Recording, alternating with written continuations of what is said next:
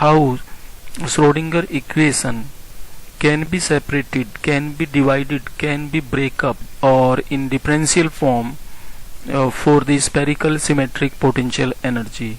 So the aim of this lecture is separation of Schrodinger equation for the spherical symmetric potential energy. That separation of Schrodinger equation, what is it means? It means that further we are dividing or breaking the Schrodinger equation in three parts. How that we will learn from it. Then the time independent Schrodinger equation in spherical coordinates is 1 upon r square del upon del r square del psi upon del r plus 1 upon r square sin theta del upon del theta sin theta plus 1 upon r square sin square theta del 2 psi upon del phi square plus 2m upon h cross square E minus v psi is equal to 0.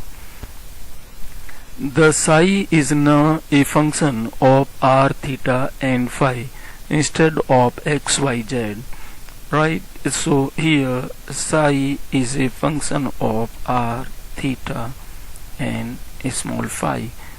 We now separate the variables r, theta and phi by writing psi, r, theta, phi as the product of three functions. That is, psi, r, theta, phi can be written as r, that is function of small r, theta, which is function of small theta, phi, that is function of small phi. So separation of variables concept we are using here, and now we have divided this wave function associated with the electron in hydrogen atom in three different functions, r, theta and phi, where r is a function of r only. Now from this equation number 2, this one, we will differentiate it with respect to r, theta and phi. So partial differentiation of this with respect to r becomes in this way: theta and phi are constant for the r variable, so comes out, and the part of this can be written as in this form. So del psi upon del r can be written as theta phi into del r upon del r. Similarly, one can write del psi upon del theta is equal to, here theta is variable, rest of the part are constants, r phi del theta upon del theta. And similarly for del psi upon del phi, you can write here phi will be variable, rest of the two are written by this way, r theta del phi upon del phi. And if I have to write del square psi upon del phi square, then obviously I will differentiate it with respect to phi again, and this can be written as, I know the result of it, this is this one. So del square psi upon del phi square will be equal to r theta del square phi upon del phi square. So now we have three different values: del psi upon del r, del psi upon del theta, del psi upon del phi. Now we will substitute these values in equation number 1. That equation number 1 is the Schrodinger's time independent equation in spherical coordinates, this equation, right? So this equation is number 1, and second equation where we break the wave function in terms of r, theta and phi. So we find out the value of partial differentiation of del psi upon del r, del psi upon del theta, del psi upon del phi. So after substituting this value, you can see here that the first term of this equation number 1 is this one, 1 upon r square del upon del r square del psi upon del r. So we have to put the value of del psi upon del r, right, from this result. So after putting this value and rearranging the term, the result of it, the first term can be written as theta phi upon r square d upon dr, and this r square dr upon dr. Second term of the equation number 1 is this 1 upon r square sin theta del upon del theta sin theta del psi upon del theta.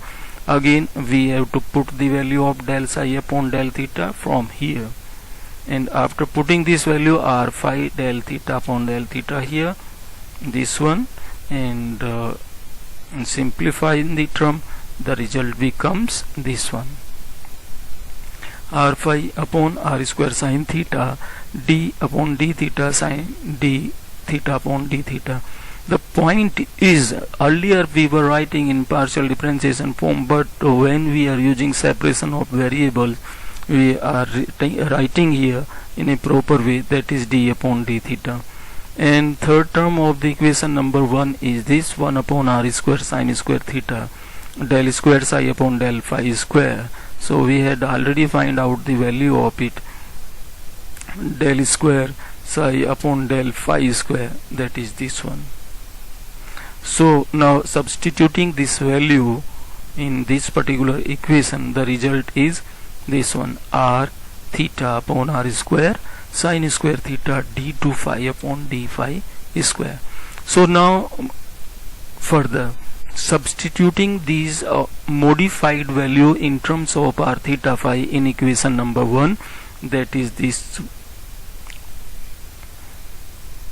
right? After substituting these three values here, so the equation 1 becomes theta phi upon r square d upon dr, r square dr upon dr, plus r phi r square sin theta d upon d theta sin theta d theta upon d theta, r theta upon r square sin square theta d2 phi upon d phi square, plus 2m upon h cross square e minus v, and this r theta phi.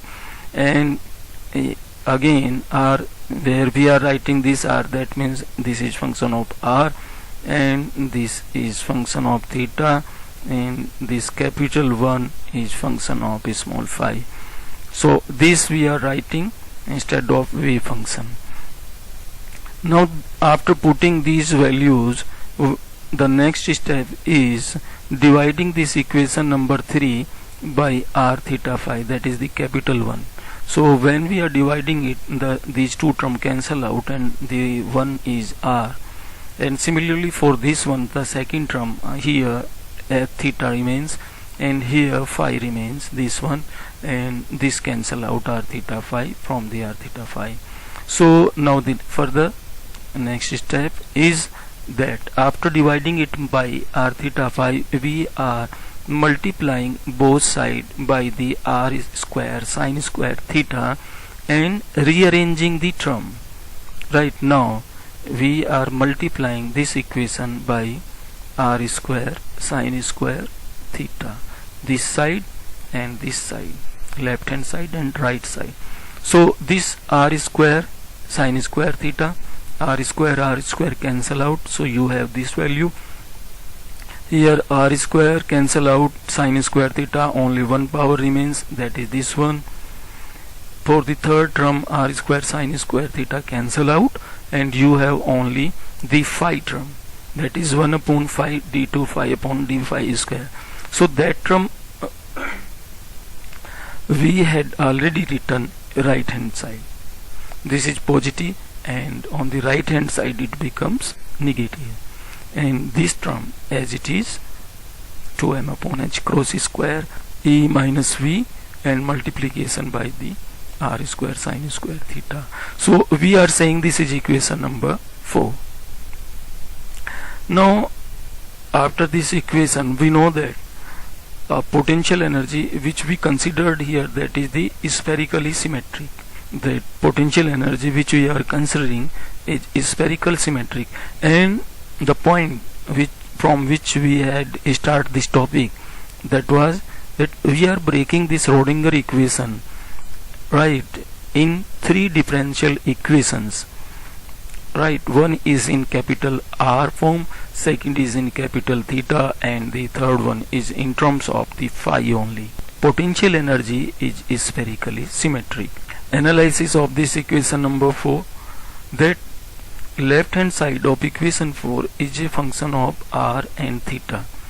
So here if you see carefully this equation, so you will find only r theta, and here right hand side there is only one function, that is the phi. So by this way we have first of all separated r theta together and phi separately. Left hand side can be equal to the right hand side if both sides of the equation are equal to the same constant, and that is suppose m square. So from this we are writing first of all my right hand side, that is equal to m square, and also the left hand side will be equal to m square. So the first one, the fifth equation, and the left hand side is equal to this one. This is also m square, that is a constant. So now dividing both sides of the equation 6 by sine square theta. Now what we are doing after it, and then after we are saying that we have to divide both sides, left hand side as well as right hand side, by the sine square theta factor, and as a result what we are getting, this sine square theta cancel out. So we here 1 upon r, d upon dr, and rest of the term as it is. Here sine theta upon this theta, d upon the theta, sine theta, d theta upon theta, we are dividing it by the sine square theta, right? And similarly this one only sine square theta, so sine square theta cancel out. Here is r square, so r square is along with 2m upon h cross square e minus v, and here m square divided by sine square theta. Now rearranging the term, first of all m square upon sine square theta is this one, and this side, this term basically on the right hand side becomes negative, and you have divided it by sine square theta, so 1 power of that cancel out. So here 1 upon sine theta, that is this one, and rest of the term as it is, and this factor is this one, 2m upon h cross square e minus v, and this r square. If you see this equation number 7 carefully, that you have divided this equation in terms of the r and theta. Here the left hand side there are only one function, that is r, and on the other hand side that is the theta. Further analysis of it, the left hand side is equal to the right hand side, right? This is the function of only r, and this is the function of only theta. So left hand side is equal to right hand side when, in the same way as we had discussed earlier, equal to a constant, but that constant here we considered l plus 1 purposely. Now putting that value of the left hand side and right hand side equal to the l plus 1, then this equation will satisfy, right, for all the values of r and theta. So now this equation right hand side, this is equal to l plus 1, and this left hand side of the r is equal to l plus 1. And further the potential energy is spherically symmetric. So now what we have to do, from equation 5 earlier I have seen, when we put the value from this equation, this is only in terms of the phi. After rearranging the term, we can write here d2 phi, this is capital Phi, d phi square plus m square phi is equal to 0, and this earlier equation here, this one, and rearranging the term further, so this can be written as 1 upon sine theta, d upon d theta sine theta, d theta upon d theta, this term, and plus this l plus 1, and minus this is just a rearrangement of all these terms. So after simplification the result is this one, and similarly for this equation, after rearranging the terms in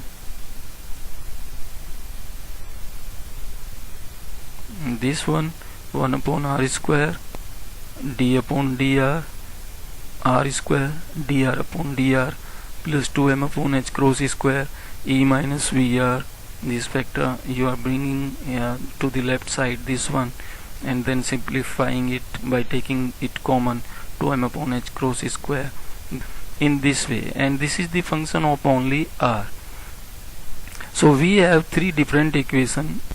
One is in terms of the phi, second is in terms of the theta, and third one is only in terms of the r.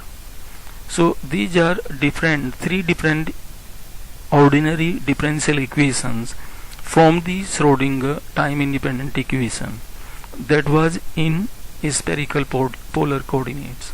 After solving these differential equation, the solution will be in terms of r, theta and phi, and then you can write further psi.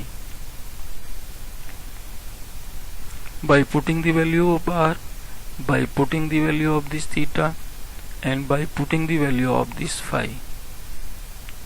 So you will get proper wave function for that electron in spherical polar coordinates. So this was the idea.